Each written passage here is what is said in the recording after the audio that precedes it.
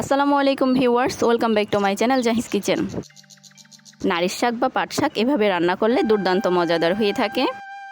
এটা বানানো খুবই সহজ, ঘরে থাকা মাত্র কয়েকটি উপকরণে এই রেসিপিটা বানানো যায়। চলুন শুরু করা যাক।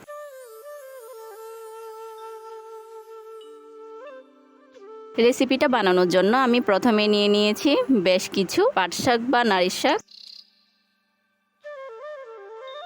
শাকগুলো আমি পরিষ্কার করে নিচ্ছি।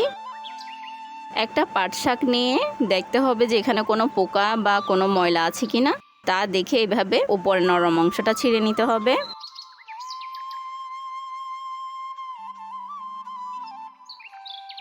আমি পাট শাকগুলো ভালো করে দেখে দেখে সামনের দিকে নরম অংশটা নিয়ে নিচ্ছি।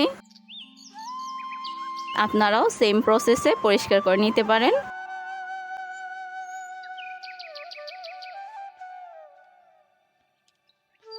আমি সব শাক একই রকম করে পরিষ্কার করে নিয়েছি।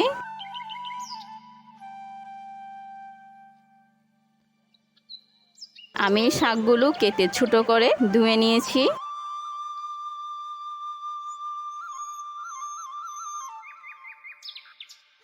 এই পর্যায়ে একটা কড়াই নিয়ে নিয়েছি। কড়াইতে পরিষ্কার করা শাকগুলো দিয়ে দিয়েছি।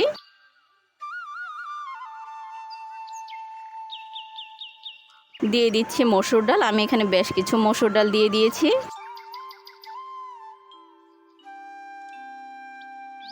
দিয়ে দিচ্ছি খোসাসহ কুচি করা আলু। আলুটা আমি কমই দিচ্ছি। দিয়ে দিচ্ছি টমেটো কুচি, পেঁয়াজ কুচি, কাঁচামরিচ কুচি, দিয়ে দিচ্ছি স্বাদ মতো লবণ, আধা চা চামচ হলুদ গুঁড়া। আমি হলুদটা একটু কমই দিচ্ছি। আধা চা চামচ দিয়ে দিচ্ছি চাট মশলা, আর দিয়ে দিচ্ছি অল্প জিরা গুঁড়া। আমি এখানে 1.5 কাপ পানি দিয়ে দিব।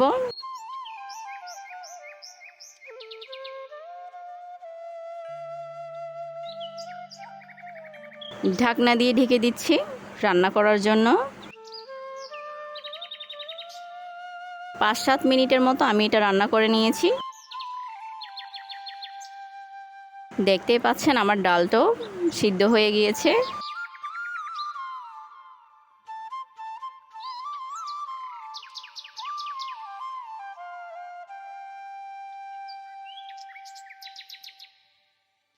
এই পর্যায়ে আমি শাকের বাগারটা তৈরি করে নিব। বাগারটা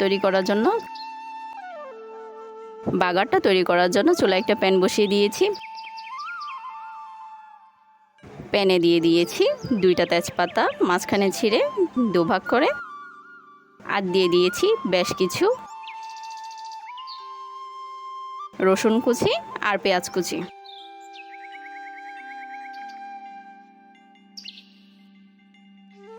পেঁয়াজ রসুনগুলো খুব ভালো করে নেড়ে চেড়ে দিব।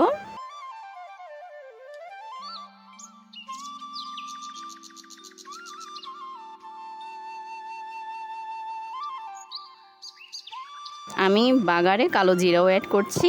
কালো জিরা অ্যাড করে আবারও খুব ভালো করে নেড়ে চেড়ে দিচ্ছি।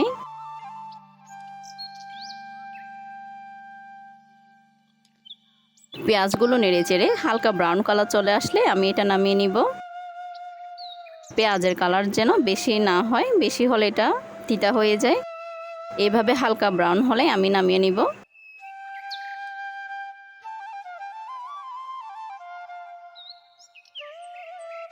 এই পর্যায়ে আমি শাকের মধ্যে বাগারটা দিয়ে দিচ্ছি। বাগার দিয়ে শাকগুলো আবারও খুব ভালো করে নেড়ে চেড়ে দিচ্ছি।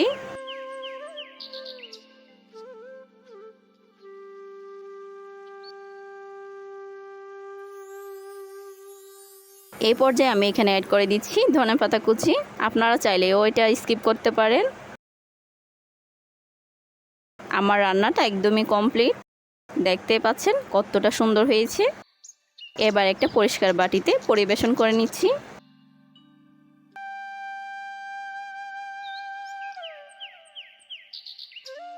গরম ভাতে বেশি কিছু লাগে না যদি শাকের রেসিপিটা থাকে। আপনারাও বাসায় এভাবে ট্রাই করতে পারেন। আশা করছি আজকের ভিডিওটা আপনাদের খুবই ভালো লেগেছে। ভালো লেগে থাকলে অবশ্যই সাবস্ক্রাইব করে পাশে থাকবেন। ধন্যবাদ।